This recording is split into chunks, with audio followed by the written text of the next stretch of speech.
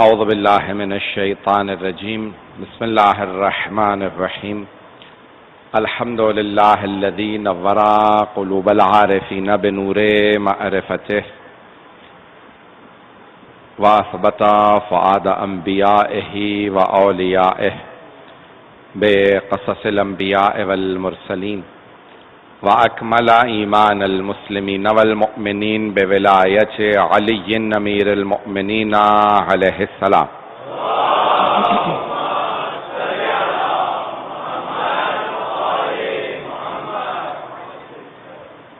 والصلاة والسلام والتحية والإكرام على أفضل الموجودات العبد المؤيد والرسول المسدد المصطفى الأمجد المحمود الأحمد أعني أبا القاسم محمد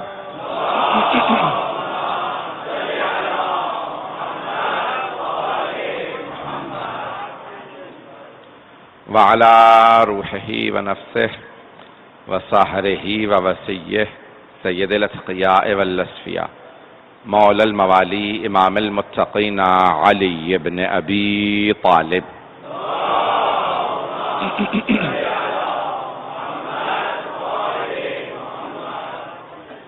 وعلى أوصيائه لا سيما بقية الله في الأرضين روحي وأرواح العالمين لتراب مقدمه الفدا واللعنة الدائمة على أعدائهم أجمعين من الآن إلى قيام يوم الدين أما بعد فقد قال الله الحكيم في كتابه الكريم بسم الله الرحمن الرحيم فأقم وجهك للدين حنيفا فطرة الله التي فطر الناس عليها لا تبديل لخلق الله ذلك الدين القيم ولكن أكثر الناس لا يعلمون صدق الله العلي العظيم صلوات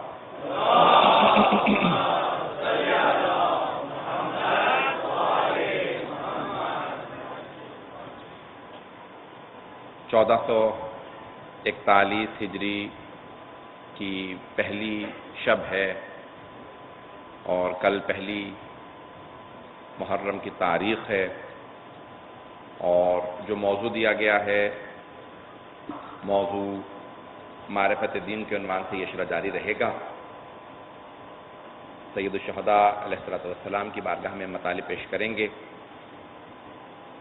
معرفت دین، معرفت میں جلدی سے وضاحت کر دوں اور اس کے بعد پھر اپنے موضوع کو فوراً شروع کر دوں گا۔ ایک ہوتا ہے کسی شے کا جاننا اور دوسرا پہچاننا۔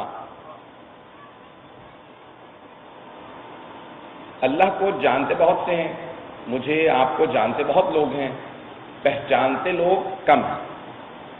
امام زمانہ کی معرفت حاصل کرنا واجب ہے، جاننا کافی نہیں ہے۔ جانتے تو غیر مسلم بھی ہیں، انہیں بھی پتا ہے کہ کوئی شیعہ ہیں جو امام مہدی علیہ السلام کو مانتے ہیں۔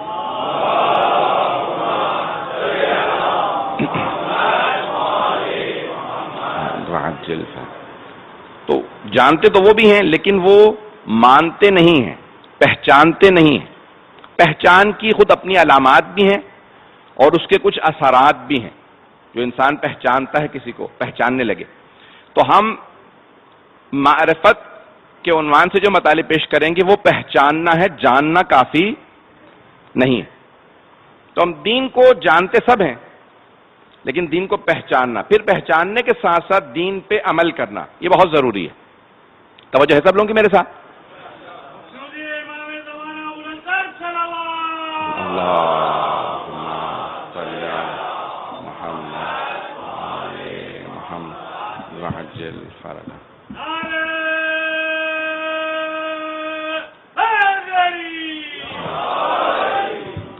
عزیزان گرامی، میں معرفت دین کے عنوان سے مطالب پیش کرتا رہوں گا، آپ کی توجہ میرے ساتھ رہنی چاہیے۔ تو ہم دین پہچاننا چاہتے ہیں، پھر جب انسان دین پہچان لے، خود دین دو طرح کے ہیں، ایک دین باطل بھی ہو سکتا ہے اور ایک دین حق ہے۔ ہمارا یہ اعتقاد ہے کہ دین حق صرف اسلام ہے، اور پھر اس کے اندر بھی تفریق ہو سکتی ہے، لیکن میں صرف دین کے عنوان سے مطالب پیش کروں گا۔ تو پہلا جملہ ہے، پہلا لفظ ہے معرفت، اور دوسرا دین. لفظ دین لغت میں لوگ جب کہتے ہیں ہم تو یعنی اس کے لفظی معنی کیا ہے، یا ڈکشنری جب اٹھائیں گے تو اس میں کیا لکھا ہوگا. بہت سے الفاظ صرف الفاظ ہی ہوتے ہیں، اصطلاحات نہیں ہوتی، لیکن بہت سے الفاظ اصطلاحات بھی بن جاتی.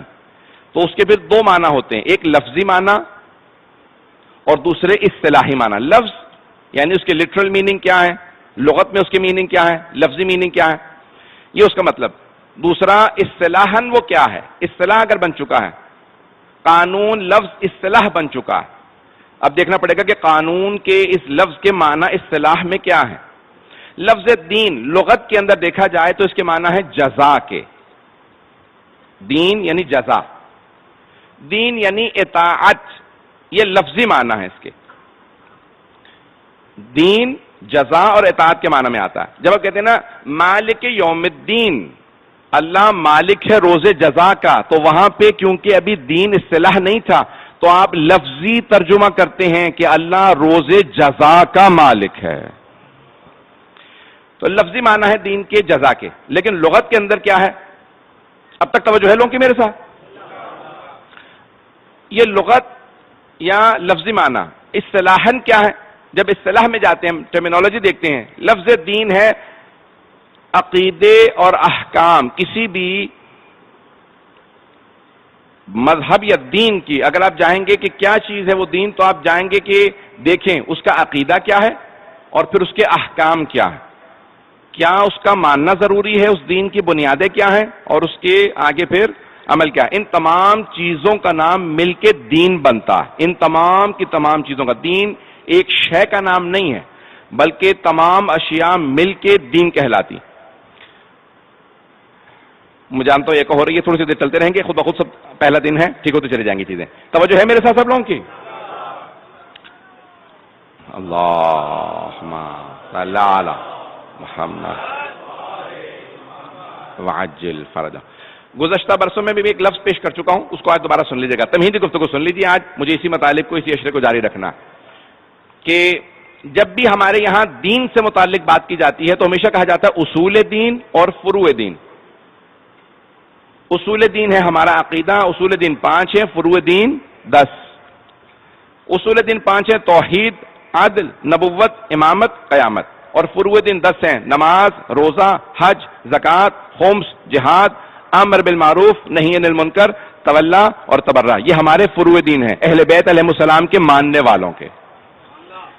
لیکن ایک درخت، یہ جو دین کو درخت سے تشبیہ دی ہے، یہ معصوم علیہ السلام نے دی ہے کہ دین ایک درخت کی مانند ہے. اس کی جڑیں اگر مضبوط ہوں گی تو تنا بھی مضبوط ہوگا، شاخیں بھی مضبوط ہوں گی، اس کے جتنے بھی پتے ہیں وہ بھی ہرے ہوں گے اور وہ پھل بھی اچھا دے گا. تو جڑیں ہیں عقیدہ اور اس کا تنا ہے نماز، اور اس کے اوپر جو شاخیں ہیں وہ سارے کے سارے باقی فروع دین ہیں. اس دین کے درخت پہ جو پھل اگتا ہے، وہ تمام جو پھل ہیں ان پھلوں کا نام ہے اخلاق. دین کے درخت پہ جو پھل اگتا ہے وہ ہے اخلاق، وہ ہے سچائی، وہ ہے امانت، وہ ہے صداقت. یہ تمام کی تمام چیزیں مل کے انسان کا اخلاق بناتی ہیں. جب آپ کسی آدمی سے متعلق بات کرتے ہوئے کہتے ہیں یہ آدمی دیندار ہے، تو آپ کہتے ہیں، یہ کہنا چاہ رہے ہوتے ہیں کہ اس کا عقیدہ بھی صحیح ہے، یہ باعمل بھی ہے، اس کا اخلاق بھی اچھا ہے، یہ نہ دھوکہ دیتا ہے نہ خیانت کرتا ہے. یہ تمام کی تمام چیزیں مل کے انسان کو دیندار بناتی ہیں. اب دینداری ہم سب کا شیوا ہونا چاہیے. میں آج اسی کو پیش کروں گا تمہیدن. اور ہم اگر دیندار بننا چاہتے ہیں تو ہمارے اندر کیا کچھ ہونا چاہیے تاکہ ہم کہہ سکیں میں واقعی دیندار ہوں. اور دوسروں سے متعلق جب ہم کہیں کہ معاذ اللہ خدا نہ خاصہ یہ بے دین ہے، تو ہم کیوں کہہ رہے ہیں؟ ہم لفظ غلط استعمال نہ کریں بلکہ ہم سمجھنے کے بعد الفاظ کو ویسا استعمال کریں جیسا ہمیں دین نے سمجھایا ہے. آئیں ذرا دیکھتے ہیں. تو معرفت دین کے عنوان سے پیش کر رہا ہوں فاقم وجہک للدین حنیفا. سورہ روم 30واں سورہ ہے، اس کی 30ویں آیت ہے جو میرا موضوع ہے اس اشرے کا. ایک صلوات پڑھیں گے محمد و آل محمد پہ.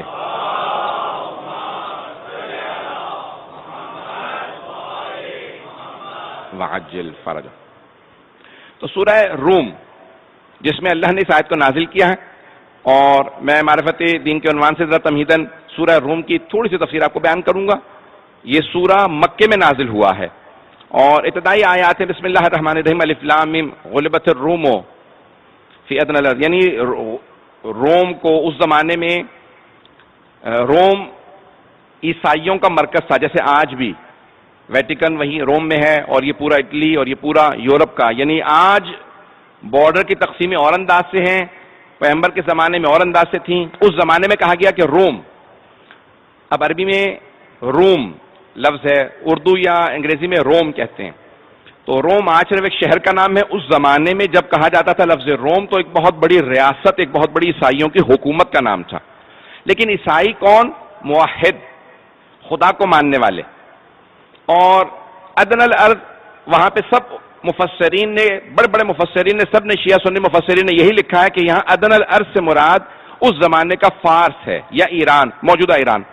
اس زمانے میں ایران مجوسیوں کی حکومت تھا اور مشرک کہلاتے تھے. جو پروپیگنڈا ہو رہا تھا مسلمانوں کے، مومنوں کے خلاف میں مکے میں، رسول خدا کے جو ماننے والے تھے بہت کم تھے. تو ان سب کے زمانے میں، اس زمانے میں سب کے ذہنوں میں ایک پروپیگنڈا کیا جا رہا تھا کہ دیکھو روم پہ، عیسائیوں پہ، خدا کو ماننے والوں پہ حملہ کیا مشرکین نے اور انہیں غلبہ حاصل ہو گیا. جیسے اس زمانے کے مشرکین کو وہاں پہ غلبہ حاصل ہوا ہے، ویسے ہی مکے کے مشرکین کو یہاں کے مومنوں پہ، موحدوں پہ، خدا کو ماننے والوں پہ غلبہ حاصل ہو جائے گا. اب جھوٹا پروپیگنڈا تھا، لیکن اس زمانے کے جو مومن تھے، مسلمان تھے، صحابہ تھے، ان کے حوصلے پست ہو گئے تھے کہ وہ دیکھ رہے تھے کہ اس زمانے کے ایران نے، یعنی زرتشتوں نے، مشرکین نے، کفار نے اس زمانے کے جو موحد عیسائی تھے روم پہ غلبہ حاصل کر لیا تھا. اب یہاں اللہ فوراً فرما رہا تھا وَهُمْ مِنْ بَعْدِهِمْ سَيَغْلَبُونَ، لیکن ان قریب ان روم کے ماننے والوں کو اس زمانے کی سپر پاور فارس کے اوپر غلبہ حاصل ہو جائے گا. جیسے ہی قرآن نے یہ کہا تو اب سارے مومنوں کے دلوں کے اندر خوشی سے پیدا ہونے لگی کہ ہمیں فتح ہو سکتی ہے.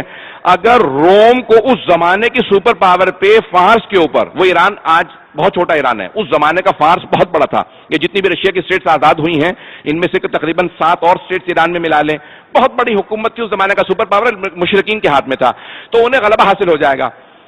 رومیوں کو، مشرکین پہ، عیسائیوں کو، موحدوں کو مشرکین پہ فتح ہو جائے گی. اور یہی اللہ کا اصول ہے. اللہ سبحانہ کہتا ہے وَلِلَّهِ الْأَمْرُ مِنْ قَبْلُ وَمِنْ بَعْدُ. ابتدائی آیات میں اللہ کہتا ہے کہ امر اللہ کے ہاتھ میں ہے، جس کے لیے بھی اچھائی یا برائی کا جو فیصلہ ہوتا ہے اللہ کہتا ہے میں فیصلہ کرتا ہوں. آج ان مشرکوں کو فتح ہوئی ہے لیکن گھبرانے کی ضرورت نہیں ہے، اللہ کو ماننے والوں کو فتح ہو جائے گی. اب مشرکین انتظار میں تھے کہ ہمارے حق میں فتح ہو چکی ہے، آیا ہماری فتح باقی رہتی ہے یا نہیں، یہ فتح ختم ہو جاتی ہے. آیا اللہ نے جو قرآن میں کہا ہے مسلمانوں کے خدا نے، آیا وہ پورا ہوتا ہے یا پورا نہیں ہو پاتا.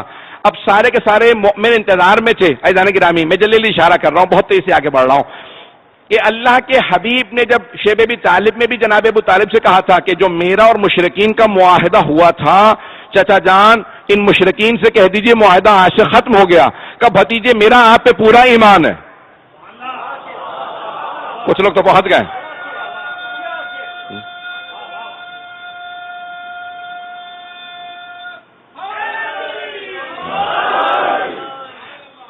جناب حضرت ابو طالب علیہ السلام نے کہا کہ بھتیجے میرا تو آپ پہ پورا اعتقاد ہے، لیکن میں انہیں جا کے دلیل کیا دوں؟ کہ چچا جان ان سے کہیے گا اس معاہدے کو نکال کے باہر لے آئیں جو خانہ کعبہ کے اندر انہوں نے چھپا کے لپیٹ کے رکھا ہے، وہ اسے باہر لے آئیں.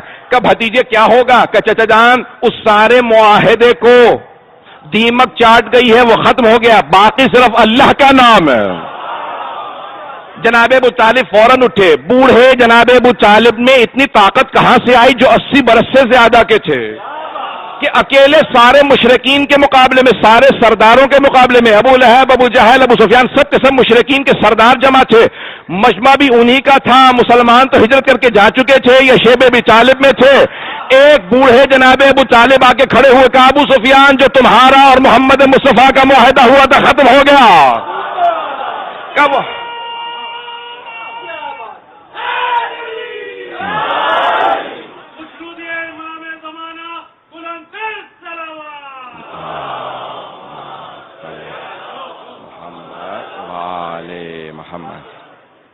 کہا وہ معاہدہ ختم ہو گیا. کہا کیسے معاہدہ ختم ہو سکتا ہے؟ ہم سب نے سو دستخط کیے ہیں.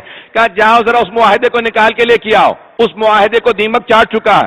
دیمک لگ گئی ہے اس معاہدے کو. اب سارے مشرکین کھڑے ہیں, جناب ابو طالب تنہا ہیں. مشرکین مذاق اڑانے لگے, کہا معاہدے کی کاپی ہمارے پاس پڑی ہے, تمہیں کیسے پتا اندر کیا ہے؟ جناب ابو طالب نے کہا میرے بھتیجے محمد مصطفیٰ نے مجھے بتایا. وہ جو جناب ابو طالب کو کافر کہتے, دوسرا کوئی ایسا مومن دکھاؤ جس کا محمد مصطفیٰ پہ ایسا یقین ہو کہ جو بغیر دیکھے بتا دیں. کہا اس معاہدے کو لے کے آؤ. فوراً ابو سفیان نے کہا ابھی خانہ کعبہ کے دروازہ کھولو, میں معاہدہ لے کے آتا ہوں. دروازہ کھلا, ابو سفیان اندر گیا, معاہدے کو ہاتھوں میں اٹھایا, کہا کہ سارے مشرکین دیکھ لیں, یہ بوڑھا آدمی ابو طالب اس محمد کی طرف سے آیا جو کہتا ہے کہ سارے بت غلط ہے, صرف اور صرف ایک خدا ہے جسے ہم دیکھ نہیں سکتے. معاہدہ ہمارے اور اس کے درمیان ہوا تھا, ہم معاہدہ سب کو دکھاتے ہیں. جیسے ہی معاہدہ کھولا, کیونکہ باہر سے کاغذ صحیح تھا, اس نے اپنے اعتماد میں جیسے ہی معاہدہ کھولا, وہ جو الفاظ لکھے گئے تھے زمین پہ گرنے لگے. سب سے اوپر جو بسم اللہ لکھی تھی وہ باقی رہی.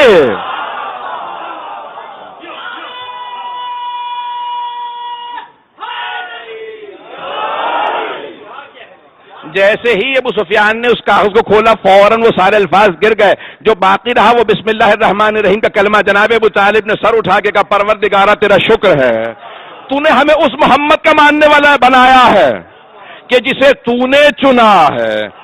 عزیزان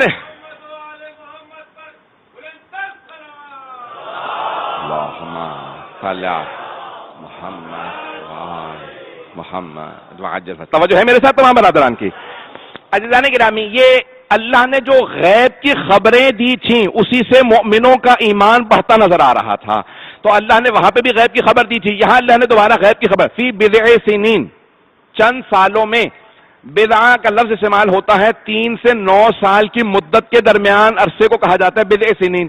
تو 3 سے 9 سال کے اندر اندر دوبارہ یہ جو تمہاری نظر کے اندر سپر پاور ہے اسے غلبہ آ جائے گا. اس زمانے کی سپر پاور کو چیلنج کرنا آسان نہیں تھا. اللہ نے قرآن میں کہہ دیا تھا یہ جو ادنی الارض جنہوں نے رومیوں پہ ابھی قبضہ کیا ہے یا ان پہ غلبہ حاصل کر لیا, اب یہ رومیوں کو غلبہ آ جائے گا. بضع سنین, چند سالوں کے اندر, 3 سے 9 سال. اب سب انتظار کرنے لگے, کہا بضع سنین کہاں ہے؟ سب مذاق اڑا رہے ہیں کہ یہ اس زمانے کی سپر پاور کو, مشرکین کی سب سے بڑی ہماری پاور ہے, یہ موحد, یہ خدا کو ماننے والے, ایک ان دیکھے خدا کو ماننے والے کیسے غلبہ حاصل کر لیں گے. سب انتظار میں تھے. عزیزان گرامی, پیغمبر نے اپنے سارے ماننے والوں سے کہہ دیا میں بے شک ہجرت کر کے مدینے چلا جاؤں, لیکن جو بھی میرا ماننے والا ہے یاد رکھے اللہ کا وعدہ سچا ہے. سچے نبی نے تم سے اللہ کا وعدہ سچا بتایا ہے. عزیزان گرامی, وہی ہوا. چند برس گزرے تھے کہ ایک مرتبہ سب نے دیکھا کہ 6 برس کے اندر اندر رومیوں کو دوبارہ غلبہ ہوا. سارے مؤمنین کے علم میں بھی اضافہ ہو گیا, یقین میں بھی, اور قرآن کا زندہ معجزہ سورہ روم عام ہو گیا. اللہ نے اعجاز کی کئی منزلیں بتائی, ان میں سے ایک منزل یہ ہے. آئیے ذرا یہاں پہ جو آیت میں نے انتخاب کی, فَأَقِمْ وَجْهَكَ لِلدِّينِ حَنِيفًا, اللہ کچھ آگے بڑھنے کے بعد کہتا ہے بس بھئی ہم جو غیب کی خبریں دے رہے ہیں, مخاطب اللہ اپنے حبیب سے ہے, لیکن خطاب حبیب خدا سے نہیں ہے, تمام مسلمانوں سے ہے. اللہ کئی مرتبہ مخاطب ہوتا ہے ایک فرد سے, اپنے ایک حبیب سے, اپنے نبی سے, لیکن پیغام عام ہوتا ہے. تو یہاں فوراً اپنے حبیب سے کہا فَأَقِمْ وَجْهَكَ لِلدِّينِ حَنِيفًا, وہ جو اللہ نے دین بھیجا ہے اسی کی طرف اپنا رخ رکھیے گا. فطرت اللہ التی فطر الناس علیہا لا تبدیل لخلق اللہ, اللہ نے اپنی تمام مخلوقات کو اپنی فطرت میں خلق کیا ہے. اللہ کی کبھی بھی خلقت کے اندر کوئی تبدیلی نہیں پائیں گے. آیت کا میں نے ترجمہ بھی پیش کر دیا ہے, یہ آیت ہے, میرا عنوان رہے گی. تو یہاں پہ سب نے کہا ہے کہ یہ حدیث نبوی بھی ہے شیعہ سنی دونوں کتابوں میں. شاید میں نے کبھی اشارہ کیا ہو, لیکن اگر سن رکھا ہے آپ نے, اور علماء سے بھی شاید سنا ہوگا, ٹیلی ویژن پہ سنا ہوگا, مجالس میں, تقاریر میں, ہر جگہ آپ نے سنا ہوگا, لیکن اشارہ کرتے ہوئے آگے بڑھوں گا. حدیث کو سن لیجئے گا. شیعہ سنی تمام کے تمام مکاتب فکر حدیث نبوی پہ متفق ہیں. پیش کرنا چاہ رہا ہوں, اگر سننا چاہیں گے تو باواز بلند صلوات پڑھیں.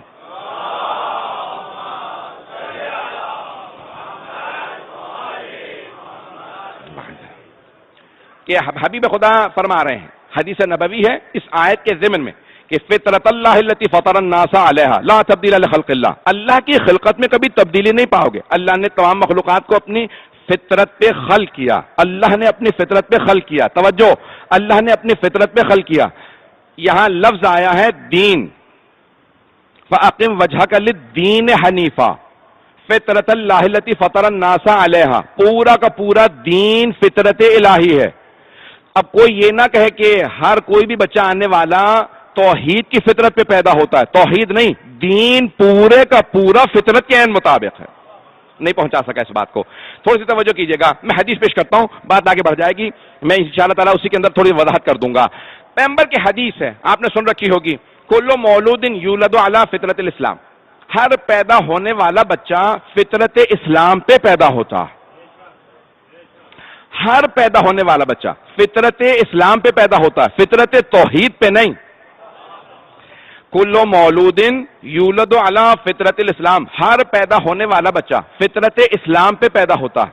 وَأَبَوَانِ يُحَوِّدَانِهِ او يُنَصِّرَانِهِ او يُنَصِّرَانِهِ، یہ اس کے ماں باپ ہیں جو کبھی اسے یہودی بنا دیتے ہیں، کبھی نصرانی یعنی عیسائی بنا دیتے ہیں، کبھی مجوسی بنا دیتے ہیں. یہاں پہ پیغمبر نے 3 ادیان کو گنوایا ہے. تو پیغمبر فرما یہ رہے ہیں ہر پیدا ہونے والا بچہ فطرت اسلام پہ پیدا ہوتا ہے. جب اسلام کہتا ہے کہ چوری گناہ ہے، یہ فطرت کا تقاضا ہے کہ انسان چوری سے اجتناب کرے. جب اسلام کہتا ہے کہ جھوٹ گناہ ہے، فطرت کا تقاضا ہے کہ انسان سچ بولے. جب اسلام کہتا ہے کہ خیانت نہ کرنا، فطرت کا تقاضا ہے کہ انسان امین ہو. یہ سارے فطرت کے تقاضے ہیں. اب آئیے ذرا حدیث کی تھوڑی سی وضاحت کر دوں. کل مولود یولد علی فطرت الاسلام، ہر پیدا ہونے والا بچہ فطرت اسلام پہ پیدا ہوتا ہے. ہر پیدا ہونے والا بچہ فطرت اسلام پہ پیدا ہوتا ہے. وَأَبَوَانِ، اس کے ماں باپ اسے کبھی یہودی بنا دیتے ہیں، کبھی عیسائی بنا دیتے ہیں، کبھی مجوسی بنا دیتے ہیں. کچھ لوگ پہنچ گئے، میں سارے مجمع کی توجہ چاہوں گا، سارے مجمع کی توجہ ہو میرے ساتھ. پیغمبر فرماتے ہیں ہر بچہ فطرت اسلام پہ پیدا ہوتا ہے. یہ ماں باپ ہیں جو کبھی بچے کو یہودی بنا دیتے ہیں، کبھی عیسائی بنا دیتے ہیں، کبھی مجوسی بنا دیتے ہیں. تو اس کا مطلب ہے کہ گود کا تربیت میں، پرورش میں، عقیدے میں بڑا دخل ہے. کچھ لوگ پہنچ گئے. انسان فطرت اسلام پہ پیدا ہوتا ہے. یہ پالنے والی گود انسان کو کبھی یہودی بناتی ہے، کبھی عیسائی بناتی ہے، کبھی مجوسی بناتی ہے. وَأَبَوَانِ يُحَوِّدَانِ، پیغمبر فرما رہے ہیں، شیعہ سنی دونوں کتابوں میں حدیث ہے، تمام کی تمام مکاتب فقہ نے حدیث کو لکھا. ہر پیدا ہونے والا بچہ فطرت اسلام پہ پیدا ہوتا ہے. ماں باپ کبھی یہودی بنا دیتے ہیں، کبھی عیسائی، کبھی مجوسی. گود کا بڑا اثر ہوتا ہے، پالنے والی گود کا بڑا اثر ہوتا ہے.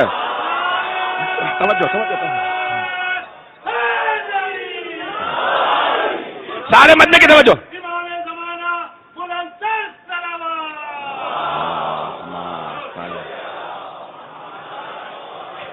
بھائی گود کا بڑا اثر ہوتا ہے. ابھی میں مجمع نہیں پہنچا سارا میرا، جب تک سارا مجمع نہیں پہنچ جائے گا میں آگے نہیں بڑھوں گا. اللہ پیغمبر فرما رہے ہیں گود کا بڑا اثر ہوتا ہے. ماں باپ بچے کو کبھی یہودی بناتے ہیں، کبھی عیسائی، کبھی مجوسی. بچہ فطرت اسلام پہ پیدا ہوتا. گود کا بڑا اثر ہے، پالنے والا بڑا اثر رکھتا ہے. اب جناب ابو طالب جب پال کے کسی ایک کو جب پالے تو سید المرسلین بن جائے، کسی ایک کو پالے وہ سید الاولیاء بن جائے. پالنے والا کوئی جعفر تیار ہو، کوئی عقیل ہو.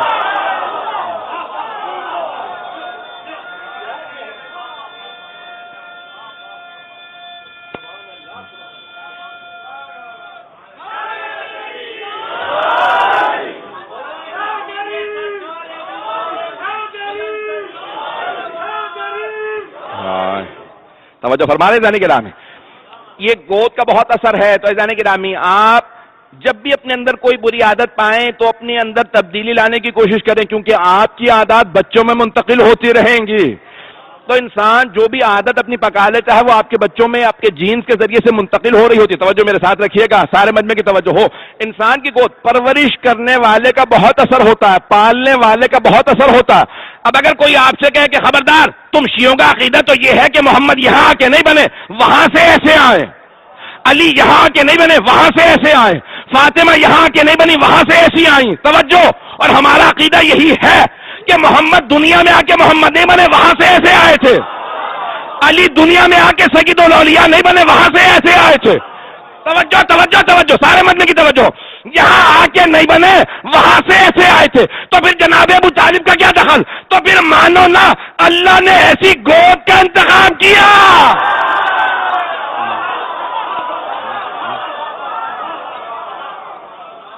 اللہ نے گود ایسی چنی.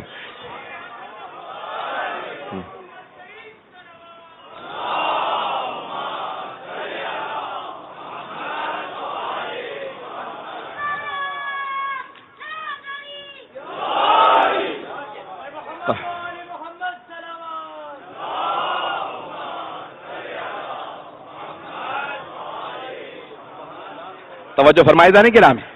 تو اللہ سبحانہ و تعالیٰ نے ایسی گود کا انتخاب کیا کہ جو میرا سب سے چنا ہوا سب سے عظیم نبی ہے، میں اسے ایسی گود میں بھیجوں تو گود اتنی پاک ہو، پالنے والا اتنا عظیم ہو کہ میرے مرسل اعظم کو، رسول اعظم کو، سید المرسلین کو پال سکے.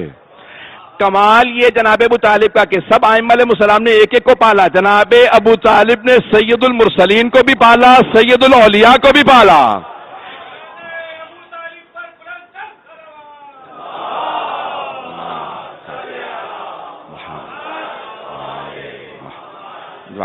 توجہ فرمائیں گے اسے جانے کے نام. تب یہ دین تمام عقیدوں کے، تمام اعمال کے، تمام اخلاقیات کے مجموعے کا نام ہے. ان تمام چیزوں کو جب جمع کر لیا جائے تو دین بنتا ہے. هو الذی ارسل رسولہ بالہدی ودین الحق لیظہرہ علی الدین کلہ. وہ اللہ وہ ہے جس نے اپنے رسول کو بھیجا ہے بالہدی، ہدایت کے ساتھ، ودین الحق، اور دین حق کے ساتھ. تو اللہ نے دین حق کے ساتھ بھیجا. اللہ کیا کہہ رہا ہے؟ هو الذی ارسل رسولہ بالہدی. تھوڑی سی توجہ کریں گے، ایک اور خاص نقطہ پیش کروں گا، شاید آپ کے لیے جدید ہو، اگر دل کو لگے تو کوئی خاموش نہ رہے، میرے ساتھ توجہ کیجیے گا. پہلا دن ہے انشاءاللہ، میں گرمی کا عادی ہو جاؤں گا، تو انشاءاللہ تعالی آہستہ آہستہ گرمی بھی شاید کم ہو جائے گی، اور نہ بھی ہو تو انشاءاللہ سید الشہداء عطا کریں گے طاقت اپنے مطالب بیان کرنے کی، ان کی مادر گرامی جناب سیدہ عطا کریں گی. فیضان گرامی پیش کر رہا ہوں، خاص مطلب ہے، اس پہ میں نے بڑی کوشش کی ہے کہ سادہ الفاظ میں اپنے بچوں تک بات پہنچا سکوں کہ هو الذی ارسل رسولہ بالہدی ودین الحق. اللہ کہہ رہا وہ اللہ وہ ہے جس نے اپنے رسول کو، ارسل رسولہ بالہدی ودین الحق، ہدایت اور دین حق کے ساتھ بھیجا. تھوڑی توجہ، اللہ یہ نہیں فرما رہا، رسول وہ ہے جسے اللہ نے بھیجا. اللہ تعریف جب کرنے پہ آتا ہے تو رسول خدا کی تعریف نہیں کرتا کہ یہاں ہم رسول نہیں، اللہ نے اسے بھیجا. نہیں، اتنی عظمت اللہ رسول خدا کے بیان کر رہا ہے، کہہ رہا ہے هو الذی ارسل رسولہ بالہدی. عزیزان گرامی، اللہ کہہ رہا ہے وہ اللہ وہ ہے جس نے محمد کو رسول بنا کے بھیجا. نہیں پہنچا سکا اللہ بھئی، وہ خالق ہے. خالق یہ کہے یہ محمد کا کمال نہیں کہ اللہ نے اسے بھیجا، یہ اللہ کا کمال ہے کہ اس نے محمد بھیجا. میں جب یہ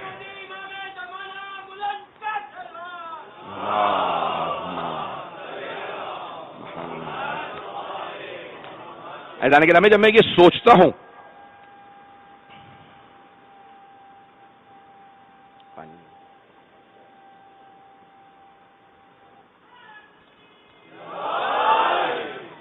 جب میں یہ سوچتا ہوں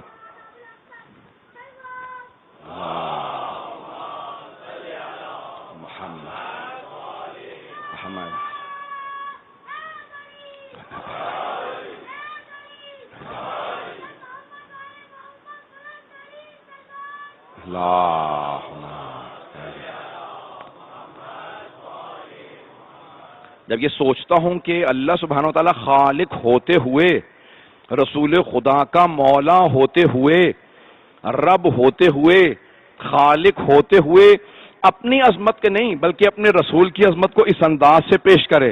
اے مسلمانوں، اب خبردار کوئی نہ کوئی یہ کبھی نہ کہے کہ محمد ہم جیسے ہیں، کہ اللہ سبحانہ و تعالیٰ عظمت پیغمبر بیان کرتے ہوئے کہہ رہا کہ وہ اللہ وہ ہے، هو الذی ارسل رسولہ، کہ اللہ نے اپنے حبیب کو نہیں، محمد وہ ہیں جسے اللہ نے بھیجا ہے. پروردگارا تو نے پورا دین حق اپنے مرسل اعظم کے ہاتھوں میں بھیجا ہے. میں دین حق سے متعلق پیش کروں گا آئندہ مطالب، لیکن آج سن لیجئے، دین مجموعہ ہے، عقیدے، احکام اور اخلاق. میں ذرا دین کی کچھ مختلف تعریفیں کی ہیں، قرآن کی روح سے پیش کر رہا ہوں. تو دین حق ہے، کل انشاءاللہ دین حق سے متعلق. لیکن اب دین کیا ہے؟ مالک یوم الدین، روز جزا کا مالک. دین یہاں مراد دین اسلام نہیں ہے بلکہ روز جزا کا مالک اللہ. تو اب دین کی مختلف تعریفیں کی ہیں. ایک ربائی میں بھی پڑھ چکا ہوں یہاں پہ اس ممبر سے، اور آپ نے بارہا سنی ہوگی، بچے بچے کو حفظ ہوگی. اور اس کے اندر ایک اور مفہوم پیش کیا گیا ہے کہ دین کیا ہے. اور علماء نے لکھا یہ ہے کہ یہ ربائی خواجہ معین الدین چشتی کی اپنی نہیں ہے بلکہ الہامی ہے. کچھ لوگ پہنچ گئے. یہ انہوں نے کہا نہیں ہے بلکہ ان سے کہلوایا گیا ہے. اگر ذہنوں میں ربائی آ گئی ہو، 4 مصرے آپ کے ذہنوں میں ہوں گے. شاہ اس حسین، بادشاہ اس حسین، اور اگلا مصرع دین اس حسین. میرا موضوع ہے معرفت دین. خواجہ کہہ رہے ہیں دین اگر سمجھنا ہے تو پورے کا پورا دین حسین ہے. دین اس حسین. پھر کہتے ہیں نہیں، دین پناس حسین. دین بھی اگر جا کے کسی کے پاس پناہ لے تو اس ہستی کا نام حسین ہے. بہت بڑا جملہ یہ. میں نے آپ سے کہا نا کہ یہ ربائی خواجہ نے کہی نہیں ہے، یہ الہامی ہے، کہلوائی گئی ہے. شاہ حسین کہ حسین بادشاہ ہے. شاہ فارسی میں کہتے ہیں بادشاہ کو. بادشاہ حسین تو پھر بادشاہ کیا ہے؟ کسی بھی دنیاوی بادشاہ کو فارسی میں شاہ کہا جاتا ہے، لیکن بادشاہ دنیاوی بادشاہ کو نہیں کہتے. جس کی حکومت محدود ہوتی ہے وہ شاہ، اور جس کی حکومت کی حدود نہ پتہ ہو وہ بادشاہ. تو خواجہ نے یہاں پہ کہا کہ شاہ حسین، پھر کہتے ہیں نہیں بادشاہ حسین. دین اس حسین، پھر کہتے ہیں نہیں صرف دین ہی نہیں ہے، دین پناس حسین، دین کو پناہ دینے والے حسین. پھر تیسرا مصرع سرداد نداد دست در دست یزید. فرماتے ہیں خواجہ کہتے ہیں کہ سر دے دیا راہ خدا میں، لیکن اپنا ہاتھ یزید کے ہاتھوں میں نہیں دیا، کیونکہ یزید نے کہا تھا یا میری بیعت کر لیجئے نہیں تو میں سر قلم کر لوں گا. کہا حسین وہ ہے کہا کہ سر دے دوں گا ہاتھ نہیں دوں گا، کیونکہ یہ ہاتھ میرا ہاتھ نہیں، میرے نانا رسول خدا کا ہاتھ ہے، میرے بابا علی مرتضیٰ کا ہاتھ ہے. تو سمجھ جائیے جب حسین نے بیعت نہیں کی تو پھر علی کیسے بیعت کر سکتے ہیں؟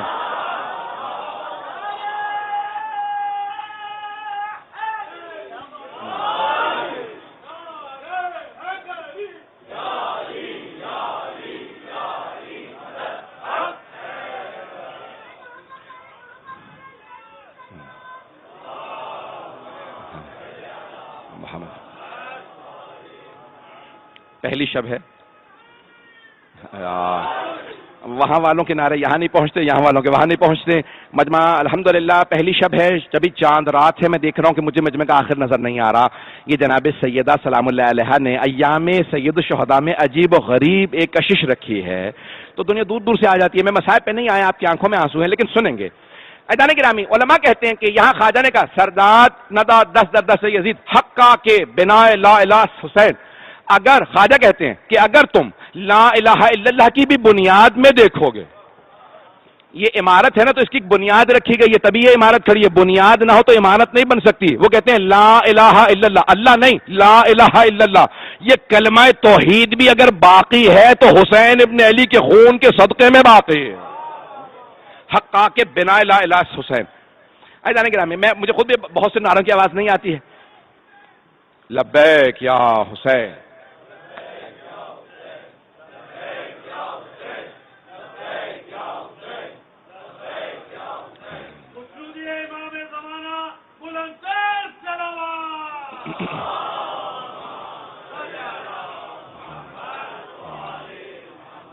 وعدل. بھائی 5 سے 7 منٹ رحمت دوں گا، تمام حضرات کی توجہ میرے ساتھ ہو. اب جہاں جو بیٹھا ہے وہ وہاں پہ بیٹھا رہے گا، زیادہ رحمت نہیں دوں گا. میں جانتا ہوں بہت سے لوگ دور دور تک کھڑے ہیں، پہلا دن ہے، انشاءاللہ انتظامات بہتر ہو جائیں گے. میں جانتا ہوں بارش کی ایسے کیا حالات ہیں آپ کے شہر کے. عزیزان گرامی، سارے مجمع کی توجہ میرے ساتھ ہو. علماء نے کہا کہ یہ خواجہ کی ربائی نہیں ہے، الہامی ہے. ثواب خواجہ ہی کو ملے گا کیونکہ اللہ نے ان کی زبان سے جاری کروائی. بھئی کوئی خصوصیت تو ہوگی نا کہ اللہ نے الہامی ربائی زبان سے جاری کرائی. وہ کہتے ہیں الہامی کیوں ہے؟ کہتے ہیں کیونکہ اس ایک ربائی میں، ربائی اسے کہتے ہیں جس کے 4 مصرے ہوں. ربائی کہتے ہیں جس کے 4 مصرے ہوں. 4 مصروں میں امام حسین کا نام 5 مرتبہ آیا. ربائی ہے بھئی شاہ حسین، بادشاہ حسین، دین حسین، دی پناس حسین، حقا کے بنا لا الہ حسین. میں نے چوتھا مصرع پڑھا، تیسرا نہیں پڑھا. مصرع یعنی 4 مصرے، ربائی ہے 4 مصرے، لیکن امام حسین کا نام 5 مرتبہ آیا. کیونکہ امام حسین کی قربانی ان کی نہیں تھی، پنجتن کی قربانی تھی. حسین پنجتن کی نمائندگی کر رہے تھے، اس لیے خواجہ پہ یہ جو الہامی ربائی آئی ہے 4 مصروں میں 5 مرتبہ لفظ حسین آیا. بس ایک مصرع جس میں امام حسین کا نام نہیں آیا، وہ تیسرا مصرع، تیسرے مصرع، بھائی توجہ، تیسرے مصرے میں لفظ حسین نہیں آیا، تو خواجہ نے کیوں تیسرے مصرے میں لفظ حسین نہیں کہا؟ کیونکہ اس تیسرے مصرے میں ایک نام آیا، وہ ہے یزید۔ اگر بات پہنچ گئی ہو، تیسرے مصرے میں لفظ یزید آیا تھا کہ سرداد نہ داد 10 در 10 سے یزید۔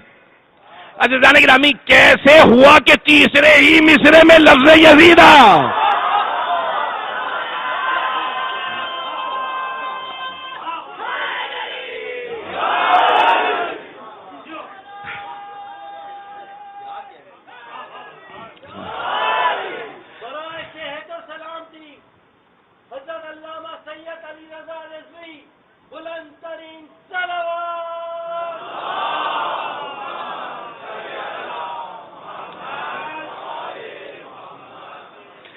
عزیزان گرامی، دین، اللہم صل علی محمد، دین مجموعہ ہے ان تمام کی تمام تعلیمات کا نام۔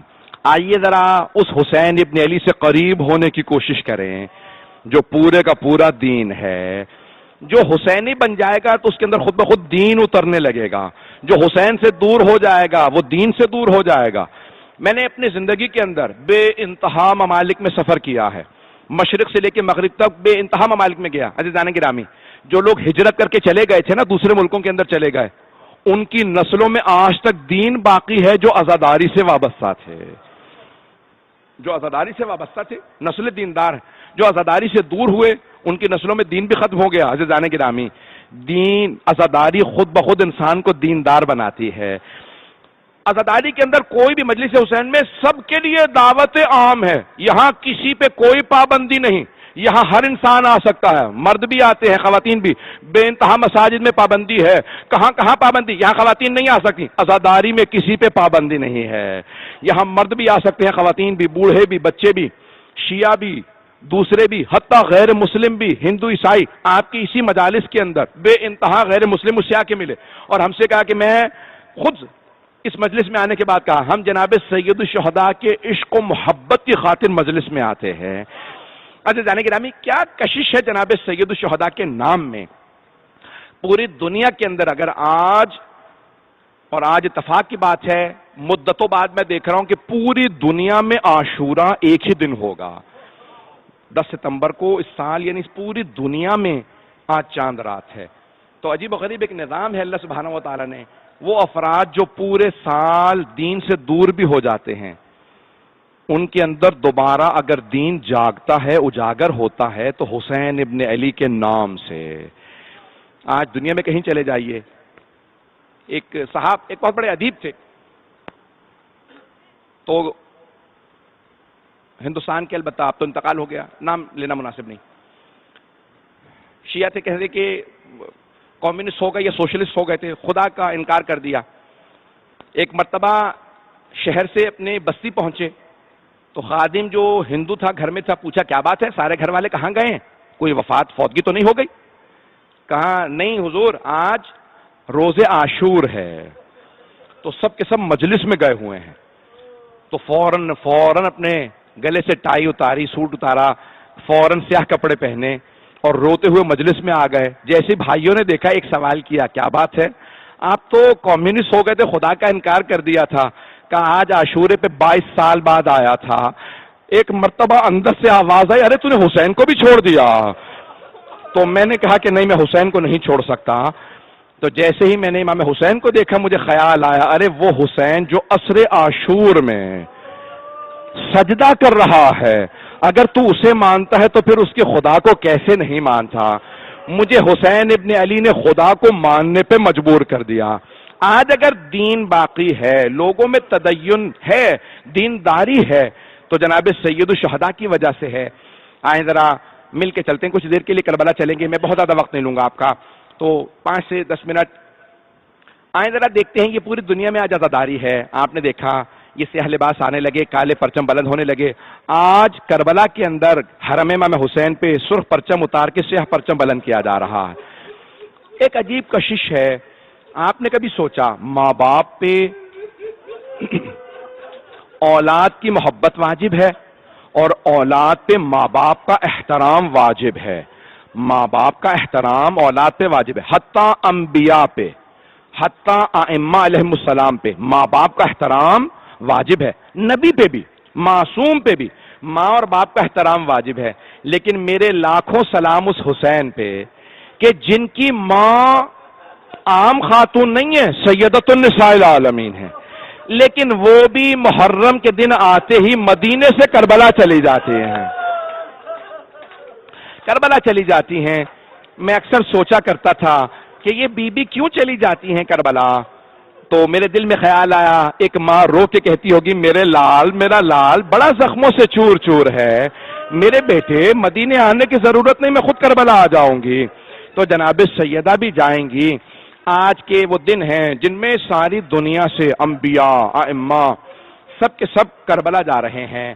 آج کی رات میں امام زمانہ بھی کربلا جائیں گے. جو زیارات پہ جا رہے ہوں وہ ہمارے لیے بھی دعا کریں. میں جانتا ہوں بہت سے لوگ عاشورہ کربلا میں کریں گے.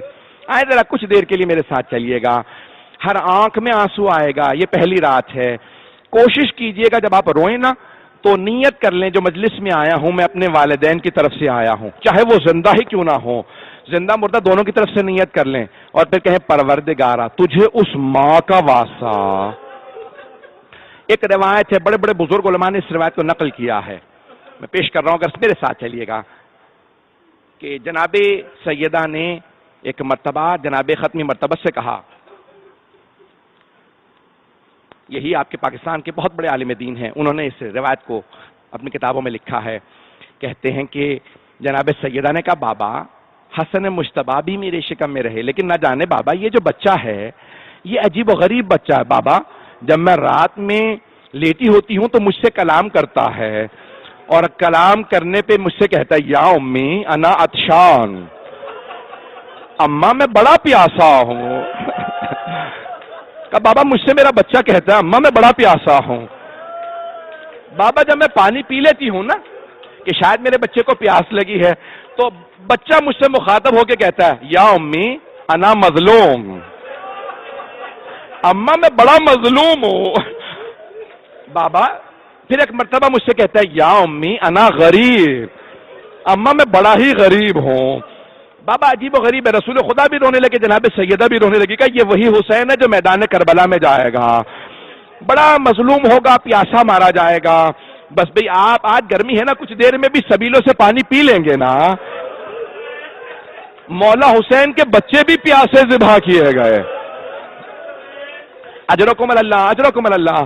میں دیکھ رہا ہوں کہ ایک بی بی بہت دیر سے اپنے بچے کو پنکھا جھل رہی ہے.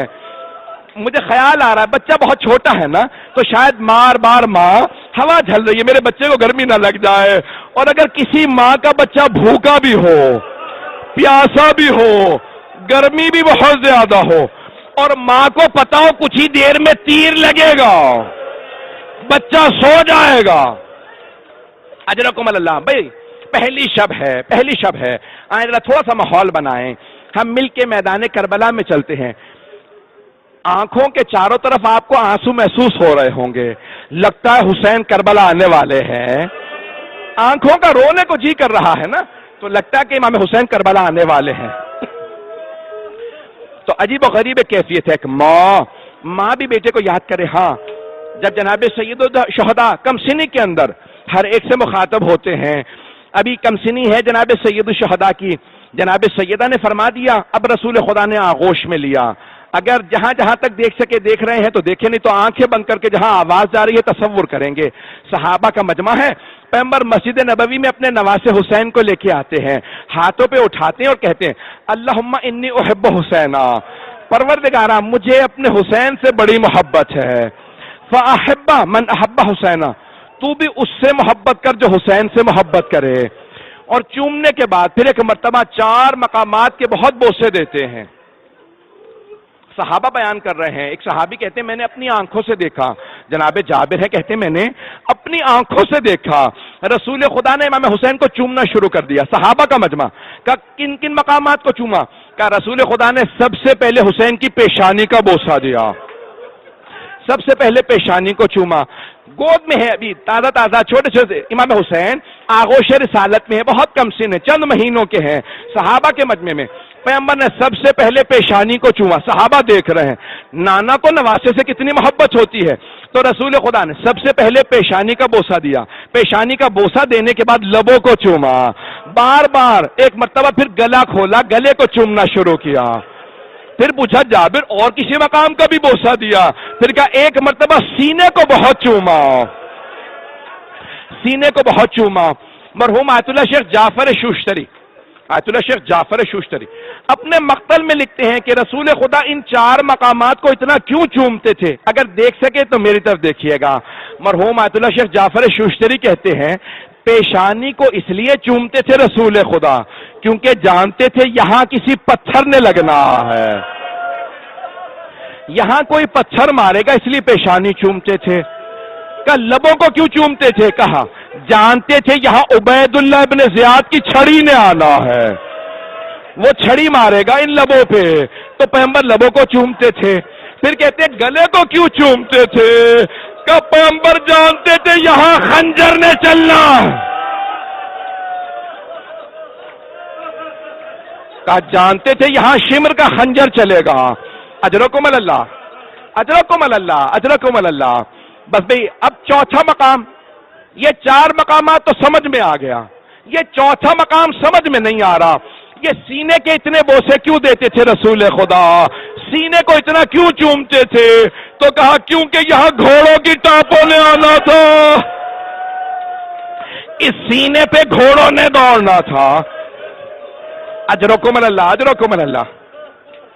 بس بھئی 4 سے 5 منٹ کی اور زحمت دوں گا، آج زیادہ زحمت نہیں دوں گا۔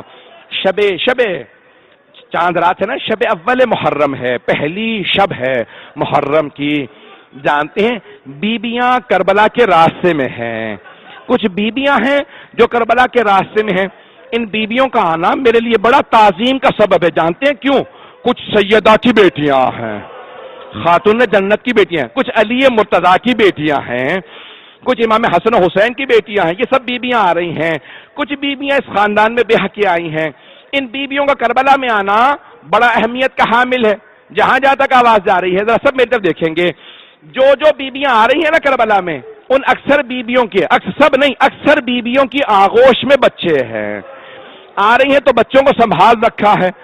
جب کربلا آ رہی تھی نا 2 محرم کو پہنچی تو گودوں میں بچے تھے، لیکن جب جا رہی تھی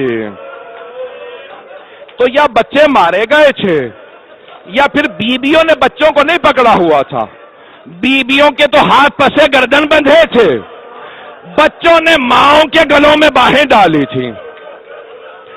جب جا رہی تھی تو بچوں کے ہاتھ چھوٹتے جاتے تھے، بچے گرتے جاتے تھے، جو بچہ گرتا تھا اونٹوں کے پاؤں کے نیچے آ جاتا تھا۔ تو ان بچوں کا ماؤں کے ساتھ آنا، بس بھئی یہ محرم کی ابتدا ہے۔ محرم کی ابتدا بتا دوں، ابھی محرم کی ابتدا ہو رہی ہے، بڑی بڑی دور سے لوگ آئے ہیں، مجلس حسین کرنے کے لیے آئے ہیں، عجیب و غریب مائیں ہیں۔ دنیا کے اندر ہر ماں بچوں کو بچانا چاہتی ہے، لیکن کربلا میں آنے والی مائیں، اللہ اکبر، ان ماؤں کی عظمتوں کو سلام ہو، روتی جاتی ہیں، بیٹوں سے کہتی جاتی ہیں میرے شیر مجھے شرمندہ نہ کرنا، میں جب روز قیامت جناب سیدہ کے سامنے جاؤں مجھے سرخرو کرنا، میرے لال اپنے مولا پہ قربان ہونا، اپنے ماموں پہ قربان، اپنے چچا پہ قربان، اپنے بابا پہ قربان۔ ہر ماں بچے کو تیار کر رہی ہے، ہر ماں۔ بس بھئی آئے ذرا ایک اور میں یہاں پہ زاویہ پہلو پیش کرنا چاہتا ہوں۔ بڑے بڑے جلیل القدر اصحاب آ رہے ہیں اور کچھ کو جناب سید الشہداء خط لکھ کے بلا رہے ہیں۔ یہ کون سے اصحاب ہیں؟ جب روز عاشور آ جائے گا سید الشہداء نماز کے لیے کھڑے ہوں گے، کہیں گے اللہ اکبر، جیسے ہی عمر سعد کہے گا نا تیر چلاؤ حسین نماز میں ہیں، تو کچھ سامنے کھڑے ہو جائیں گے، کچھ دائیں کھڑے ہو جائیں گے، سب کے سب کوشش، بس ایک کوشش کریں گے کوئی تیر حسین کو نہ لگے، کوئی تیر، ظہر کا وقت ہے، کوئی تیر حسین کو نہ لگے۔ یہاں تک کہ کسی کے سینے میں تیر ہوں گے، کسی کے گلے میں تیر ہوگا، بڑے بڑے جلیل القدر کمر پہ ہاتھ رکھ کے کھڑے ہوں گے، پروردگارہ بس اتنی طاقت دے دے تیرے حسین کی نماز تمام ہو جائے۔ لیکن جب عصر کا وقت آئے گا ذوالجناح سے حسین زمین پہ آ رہے ہوں گے، چاروں طرف سے تیر آ رہے ہوں گے، پورے جسم میں تیر ہوں گے. جب حسین زمین پہ آئیں گے، میں نہیں کہوں گا جب حسین گریں گے، جب حسین زمین پہ آئیں گے ذوالجناح طواف شروع کرے گا. امام باقر سے پوچھا مولا، اشقیاء نے بتایا جب حسین ذوالجناح کی پشت سے گرے تھے تو آپ کی سواری، آپ کا وہ جو گھوڑا تھا نا، وہ آپ کا طواف کرنے لگا. مولا وہ آوازیں بلند کر رہا تھا، وہ کچھ کہہ رہا تھا؟ امام باقر رونے لگے کہ ہاں، وہ رو رو کے بس ایک ہی بات کہتا تھا، میرے مولا ہمت کر کے میری پشت پہ واپس آ جائیں، میں آپ کو اتنی دور لے جاؤں گا پھر کوئی تیر نہیں لگے گا، پھر کوئی نیزہ نہیں لگے گا.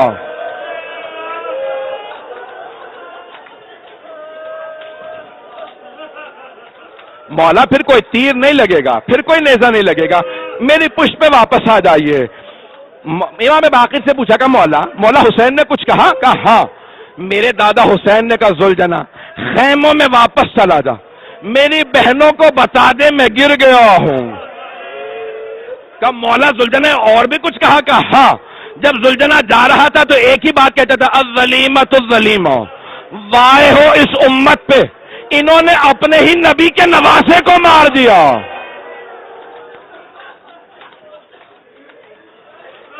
انہوں نے اپنے ہی نبی کے نواسے کو مار دیا. ایک مرتبہ ذوالجناح خیموں کے باہر پہنچ گیا. آیت اللہ اشتہاردی کہتے ہیں جیسے ہی ذوالجناح پہنچا، ذوالجناح نے ایک مرتبہ بلند آوازیں شروع کر دیں. بیبیاں مولا حسین کی آمد کو جانتے کیسے پہچانتی تھی؟ ذوالجناح کی آوازوں سے. ساری بیبیاں سمجھی مولا واپس آ گئے ہیں. ایک مرتبہ ساری بیبیاں خیموں سے باہر آنے لگیں. جب دیکھا نا پشت خالی ہے تو بیبیاں ماتم کرنے لگی. امام زمانہ کہتے ہیں میرا سلام ہو میری پھوپھیوں پہ، لاتمات الخدود، جو چہروں پہ ماتم کر رہی تھی. امام زمانہ کہتے ہیں میری پھوپھیوں پہ سلام، جو چہروں پہ ماتم کرتی تھی اور رو رو کے کہتی تھی واہ حسین.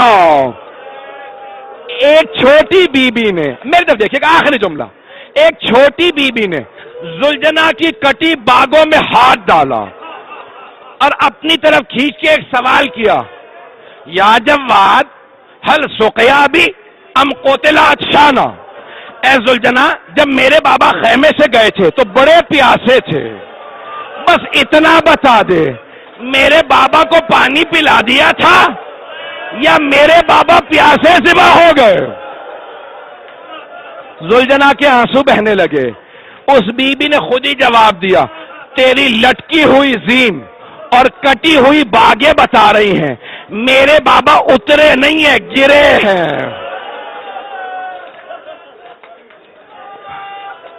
الا لعنۃ اللہ علی القوم الظالمین وَسَيَعْلَمُ الَّذِينَ ظَلَمُوا أَيَّ مُنقَلِبٍ يَنقَلِبُونَ. ہاتھوں کو بلند کیجئے گا. دور دور تک مجمع ہے، پہلی رات ہے، ذرا آئیں مل کے دعا کرتے ہیں. پروردگارا تجھے واسطہ ان بیبیوں کا جو شام غریبہ میں جلے ہوئے خیموں سے باہر بیٹھی تھی. پروردگارا واسطہ ان بیبیوں کی عظمت کا جو چھوٹے چھوٹے بچوں کو ہاتھوں میں لیے تھیں. ہمارے کشمیر میں برادران، ہمارے جو بھائی ہیں، بہنیں ہیں، ہماری بیٹیاں، ہماری مائیں، ہمارے بزرگ بڑی مظلومیت سے گزر رہے ہیں. پروردگارہ کشمیر کو آزادی عنایت فرما. ہاتھوں کو سب مل کے بلند کریں گے. پروردگارہ بہت سے لوگوں نے التماس سے دعا کی ہے. پروردگارہ تجھے واسطہ اس بیمار کا جس سے بستر لوٹ لیا گیا تھا، ہمارے تمام مریضوں کو صحت کاملہ عاجلہ عنایت فرما. بے اولادوں کو اولاد عنایت فرما. مقروضوں کے قرضے ادا فرما. پریشان حالوں کی پریشانیاں دور فرما. حج و زیارات کی تمنا رکھنے والوں کو حج و زیارات نصیب فرما. بس بھی ایک واسطہ اور دوں گا، اپنی اپنی حاجات طلب کر لیجئے گا.